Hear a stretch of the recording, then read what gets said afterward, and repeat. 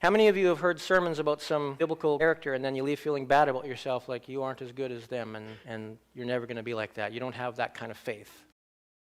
Because what we can tend to do is make them the main characters in the story.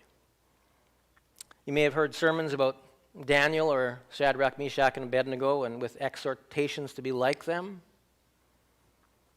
And there are lots of ways that we should emulate them, but there's a real problem with this, and first and foremost is that Daniel, Shadrach, Meshach, and Abednego weren't the main characters in the story. Who was? God was. God is working behind the scenes. He's doing stuff. God is always the protagonist in our story.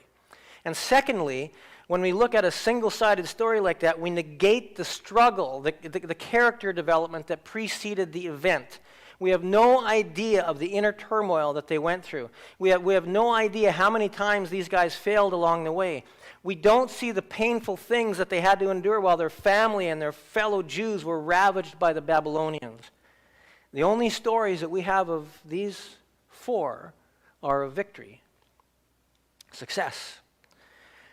And that's really unusual in the biblical narratives, because normally we see all the warts and the failures and the scars and the immaturity of even the greatest leaders in the Bible.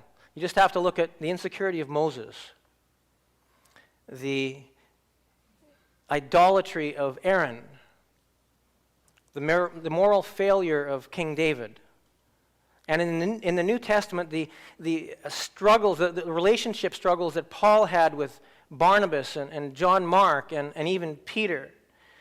And the disciples who couldn't get along with each other much of the time and fought over the best places, the best seats, and argued about who's the greatest. In those stories, we see a more complete story. We see the successes, but we also see a whole bunch of failure. How many of you have heard sermons about some biblical character and then you leave feeling bad about yourself, like you aren't as good as them and you're never going to be like that? You don't have that kind of faith. Because you have failures. You fall short in so many ways. You aren't the perfect leader. You aren't the perfect parent.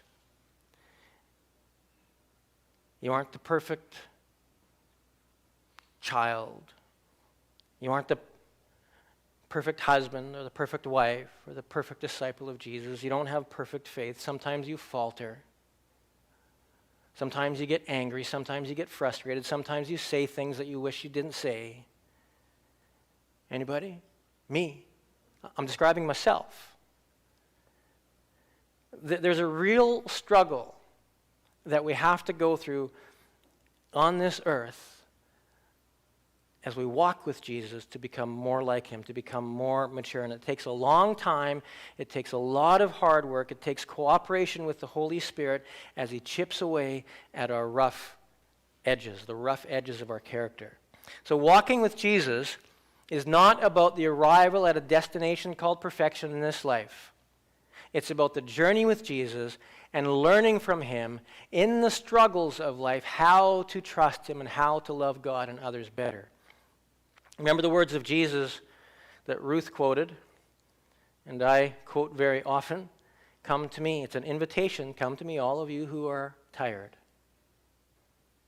weary, burdened, carry heavy loads, and I will give you rest. Take my yoke upon you. Let me teach you, because I am gentle and humble in heart, and you'll find rest for your souls. For my yoke is easy to bear, and the burden I give you is light. How many of you would say that you're carrying some heavy burdens right now? Some honest people? How many dishonest ones are carrying heavy burdens? Yeah.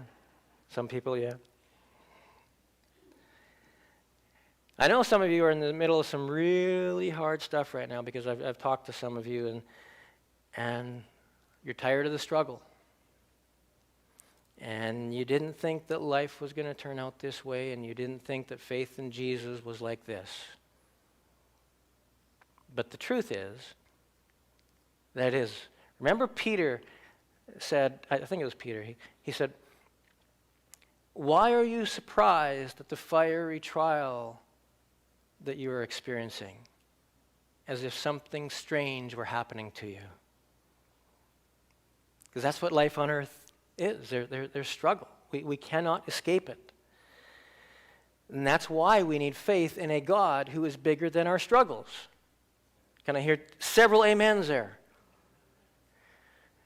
And it's the struggle in our story that has the potential to bring about growth. It's the struggle is the arena in which we are shaped to be more and more like Jesus.